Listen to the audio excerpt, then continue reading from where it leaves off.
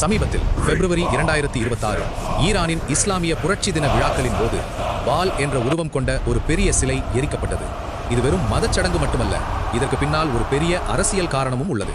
பண்டைய காலங்களில் வழிபடப்பட்ட ஒரு தெய்வத்தின் உருவம் இது. ஆபிரகாமிய மதங்களின் இஸ்லாம், கிறிஸ்தவம், யூத மதம் படி இது ஒரு போலி தெய்வம் அல்லது தீய சக்தியின் அடையாளமாக கருதப்படுகிறது. இந்த சிலையை எரிப்பதன் மூலம் தாங்கள் தீய சக்திகளை அழிப்பதாக ஈரான் அரசு காட்டிக்கொள்கிறது.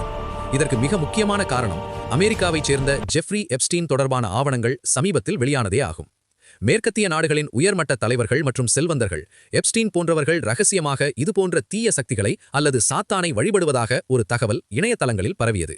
அமெரிக்காவும் அதன் கூட்டாளிகளும் இஸ்ரேல் போன்றவை வெறும் அரசியல் எதிரிகள் மட்டுமல்ல, அவர்கள் அறநெறி இல்லாத சாத்தானிய சக்திகள் என்று தனது மக்களுக்கு காட்ட ஈரான் அரசு இந்த சிலையை எரித்தது. இந்த சிலையில் இஸ்ரேல் மற்றும் அமெரிக்காவின் அடையாளங்கள் பொறிக்கப்படுகின்றன. இதன் மூலம் அந்த நாடுகள் உலகுக்கு தீமை செய்பவர்கள் என்பதை ஈரான் உறுதிபட சொல்கிறது.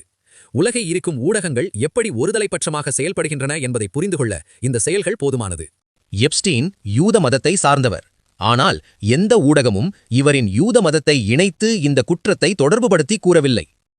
இன்று காசா மற்றும் பிற பகுதிகளில் குழந்தைகள் கொல்லப்படுவதற்கு காரணமானவர்கள் இஸ்லாமியர்களாக இருந்திருந்தால் இந்நேரம் உலக ஊடகங்கள் அவர்களை நவீன காலத்தின் அரக்கர்கள் என்றும் அந்த மதத்தையே வன்முறை மதம் என்றும் முத்திரை குத்தியிருக்கும்.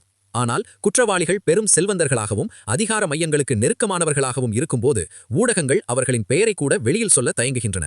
குழந்தைகளை சிதைக்கும் இத்தகைய நபர்களிடமிருந்து உலகை காக்க வேண்டிய சட்ட அமைப்புகளே அவர்களுக்கு கைகூப்பி கிடக்கின்றன. இது வெறும் ஒரு தனிநபரின் குற்றமல்ல, இது ஒரு சங்கிலி தொடர் போன்ற கிரிமினல் அமைப்பு. எப்ஸ்டீனின் தீவில் இருந்த முக்கிய புள்ளிகள், அரசியல் தலைவர்கள், ஹாலிவுட் பிரபலங்களின் பெயர்கள் இன்னும் முழுமையாக வெளிவரவில்லை. உண்மையான குற்றவாளிகளை தண்டிப்பதை விட்டுவிட்டு மக்கள் கவனத்தை வேறு பக்கம் திருப்பும் செய்திகளுக்கே முன்னுரிமை அளிக்கப்படுகிறது. பணமும் செல்வாக்கும் இருந்தால் எத்தகைய கொடூரமான குற்றத்தை செய்தாலும் அதை சாதாரண செய்தியாக மாற்றிவிடும் வல்லமை இந்த ஊடகங்களுக்கு உண்டு. உண்மை என்னவென்றால், குற்றம் செய்பவனுக்கு மதம் கிடையாது.